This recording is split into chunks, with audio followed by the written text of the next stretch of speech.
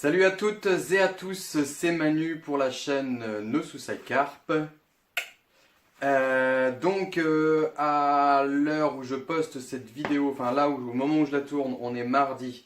Je m'étais dit, parce que là je vais être à la 4e vidéo, l'idée c'était de poster tous les mercredis en fait, pour avoir une régularité. Voilà, pour que ce soit bien, quoi, pour que vous donner rendez-vous, quoi. Donc je vais essayer de le faire. Je savais que de toute façon tous les mercredis pendant X temps, voilà, c'est quand on est là comme ça, on se dit putain mais c'est beaucoup quoi, ça va être et en même temps ben ça se fait quoi. Alors là j'ai pas trop de sujets parce que j'ai pas réfléchi en fait. Par contre on va à la pêche là ce soir, hein. On va à la pêche. Vous savez, la vidéo, la 3e vidéo où je roule, donc où on fabrique des bouillettes. Bah, ces bouillettes-là, j'ai fait sur le même spot que la pêche, la 2e vidéo, avec la 16 kg 2 et tout ça. En fait, c'est le même poste que j'avais déjà amorcé donc avec 3 kg de bouillettes à peu près, quoi, 2-3 kg. Et là, j'ai réamorcé 2 kilos, donc même recette de bouillette, tout ça.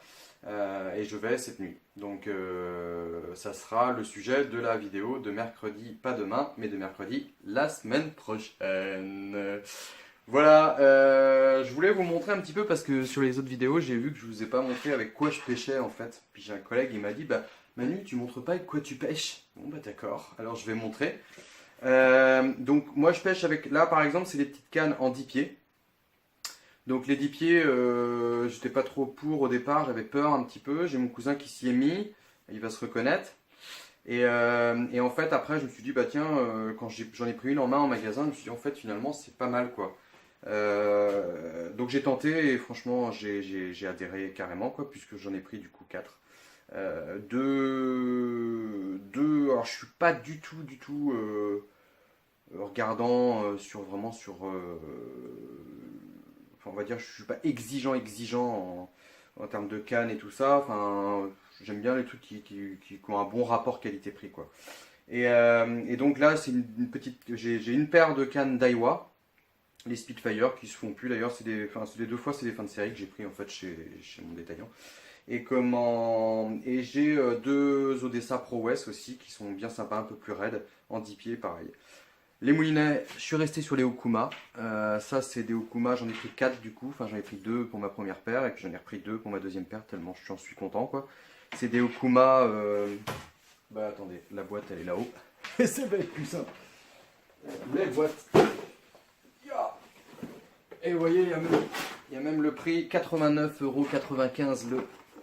Et c'est les Okuma Axeon 7. Pas Action 7 ou je sais pas. AX1-60. Ouais, je vous montre. Hein. Voilà, ça marche bien. Alors après, greffé à ça, je viens mettre moi une tresse en fait. Ici, bah, vous voyez, il y a un petit peu, ce qui brille un petit peu, c'est le nylon d'arraché parce que je mets une tête de ligne en nylon 40-45 centièmes à peu près, voire 50. Et je mets ensuite la tresse. Et là, la tresse, c'est du 23 ou du 28 centièmes, je sais plus. Enfin, c'est les deux tailles qui sont bien, 23, entre 23 et 28, c'est bien, je trouve. Et là, c'est de la 4 brins. La 4 brins déjà tient très bien, mais si vous prenez la 8 brins, c'est encore pire, quoi. Enfin, c'est vraiment du tonnerre, quoi. Voilà. Ensuite, et ben c'est tout en fait. L'avantage de la tresse, moi depuis que je m'y suis mis, ça doit faire au moins 5 ou 6 ans. Le truc c'est qu'en fait quand on clip, moi j'aime bien clipper, c'est-à-dire lancer juste que le plomb sans bas de ligne, je lance. J'attends de tomber là exactement où je veux, quoi, par exemple à 2 mètres des branches en face. Ensuite je ramène. Non, d'abord, une fois que je suis bien, je clip mon fil dans donc le petit clip qui est. Alors, je vais essayer de vous montrer si on le voit là. Voilà, d'ailleurs je suis clippé là. Faut que je me fasse avoir, la prochaine fois que je lance. Voilà, donc j'ai mon petit clip qui est là. Je clip dedans. Ensuite, bah, d'abord je lance une première fois juste le plomb. J'attends d'être à peu près à la position que je veux. Enfin, si du premier coup je suis bien, bon. Souvent j'aime bien récupérer un tout petit peu de bannière pour éviter de finir dans les branches. Je clip, je ramène, je refais un test. Canne, faut bien lancer assez fort et après avoir la canne assez souple comme ça pour que quand ça vient bloquer en fait, on accompagne un peu le plomb et tout ça quoi. Donc on lance, hop, et voilà, ça tombe. Et l'avantage de la tresse en fait, c'est que une fois qu'on a fait tout ça, moi je repère l'endroit de mon clip avec un bout de scotch, un bout de Chatterton. Sur la tresse en plus ça tient bien parce que c'est plus rugueux que le nylon. Donc ça tient bien, je serre bien avec mes ongles, je coupe l'excédent, voilà, j'ai mon petit bout de scotch qui me permet de retrouver ma marque quoi. Parce qu'une fois que vous posez votre canne, n'oubliez pas de déclipper quoi. Il y en a qui pêchent clippés dans des plans d'eau, des choses comme ça, en concours, oui je veux bien, faut être au taquet quand même. Mais en rivière, avec les torpixés, là c'est une canne qui s'en va, il y a de fortes chances. Donc du coup, bah, la tresse, l'avantage qu'elle a pour le clippage par rapport au nylon, c'est que une fois qu'on a fait tout ça, on va passer avec le bas de ligne, la chaussette, voilà. Donc là on se dit, oula, attends Manu, j'ai du poids, faut que tu lances plus fort pour être sûr d'atteindre ton clip, parce que il n'y a rien de plus vexant que de tout mettre la chaussette bien, lancer, et puis même pas atteindre le clip et tomber 3 mètres avant quoi. Donc le but du clip c'est quand même d'arriver sur le clip et hop, et en plus on arrive à voir des fois le tout se tend bien, paf, c'est vraiment parfait quoi. L'avantage de la tresse c'est que quand on va faire ça et qu'on va tirer fort, plus fort que quand on a voulu régler au départ, avec l'inertie, donc tout ça, comme il y a plus de poids, il y a plus d'inertie, mais la tresse, elle, a zéro élasticité. Donc elle va bloquer l'ensemble, le montage, tout. Elle va le bloquer là où on avait réglé au départ, et hop, et là ça descend, on accompagne, boum. Et là on sent vraiment le truc se poser, enfin je veux dire, il y a toujours par le fait qu'il n'y ait pas d'élasticité, on ressent tout directement. C'est déjà une idée de la nature du fond, quoi. Maintenant, vous faites la même chose avec du nylon. Et ben, vous allez voir que vous allez rester plus facilement enguirlandé. C'est bientôt Noël, t'es pourquoi pas quoi. Parce que en fait, il y a de l'élasticité, c'est à peu près 10% pour le nylon, grosso modo. Donc ça veut dire en fait si vous pêchez à 30 mètres, que vous fouettez bien plus fort parce que il y a le poids voilà, que vous voulez être sûr d'être sur le clip.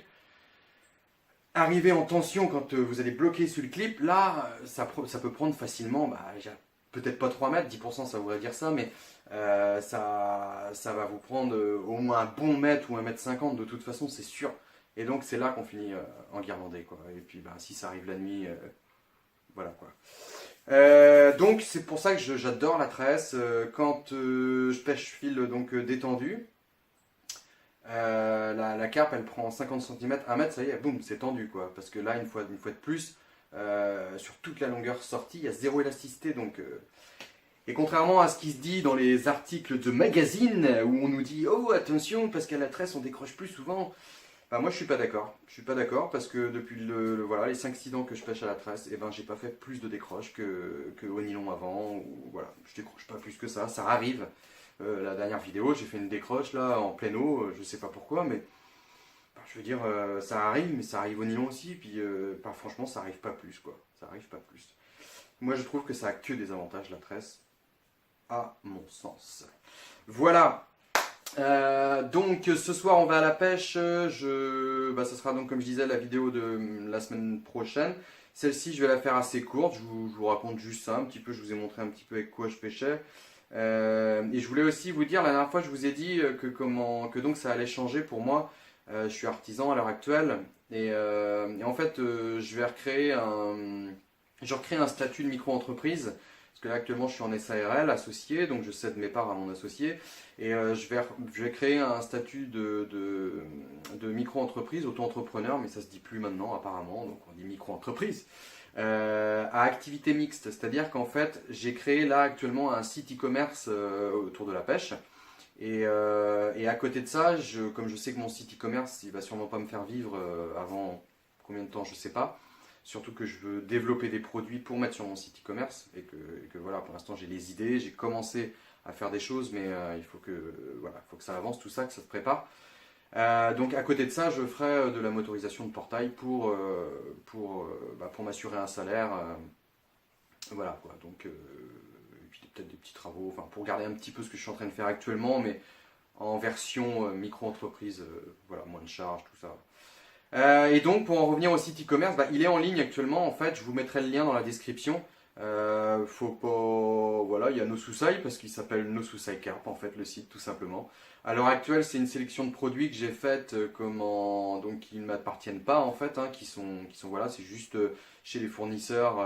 Bon, ces fournisseurs, voilà, il y en a un peu partout. Ça va très loin quoi. Donc c'est pour ça qu'au niveau des frais de livraison, moi j'ai mis gratos les frais de livraison.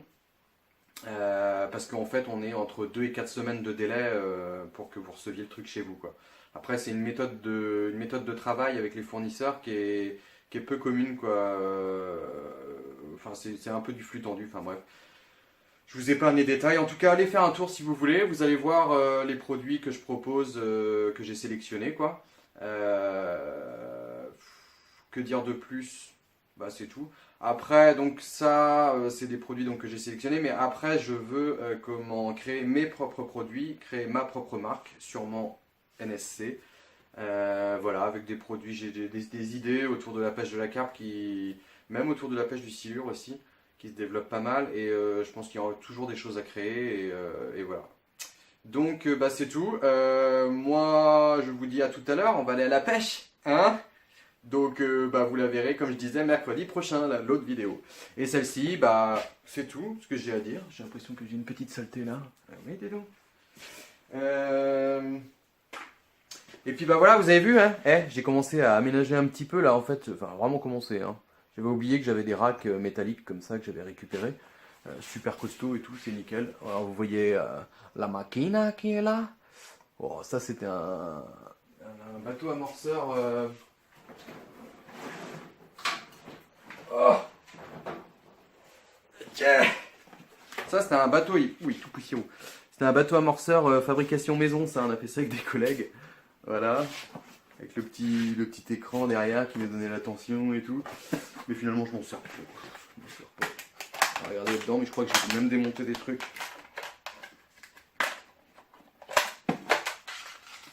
Ouais, on voit toute l'électronique. Voilà.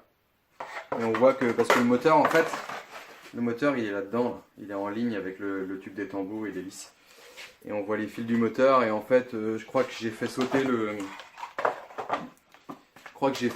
régulateur de vitesse parce que le variateur, parce qu'il me semble que je l'ai mis dans un autre. Je vous montrerai bien aussi, je vais en faire une petite pause et puis je vais vous montrer où j'habite. Vous allez voir comme je suis bien là au bord de la rivière. Voilà, voilà. Vous voyez?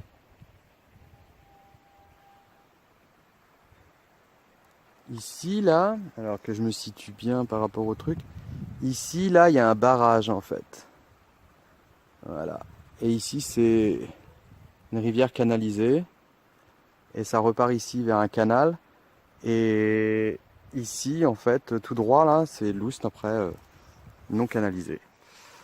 Voilà, ici vous avez mon petit cabanon que j'ai bricolé de briquets de broc avec des restes de chantier, mine de rien.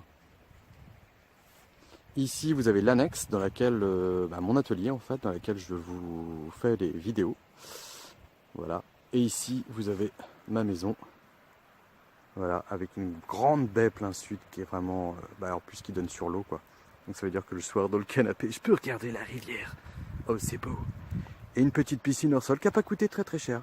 Et il me suffit juste après maintenant de finir la terrasse parce que j'ai commencé la terrasse, il faut que je la contourne et puis que je contourne la piscine et il y aura plus du tout de... on verra plus du tout le blanc de la piscine en fait. Ce sera comme si elle était complètement incorporée dans la terrasse. Pas mal. Voilà, voilà, je vous remontre un petit coup la rivière. Et je vous dis, parce que moi je vais à la pêche un peu plus loin par là-bas, beaucoup plus bas là. Donc je vous dis où vous me dites merde, hein. Allez, bisous.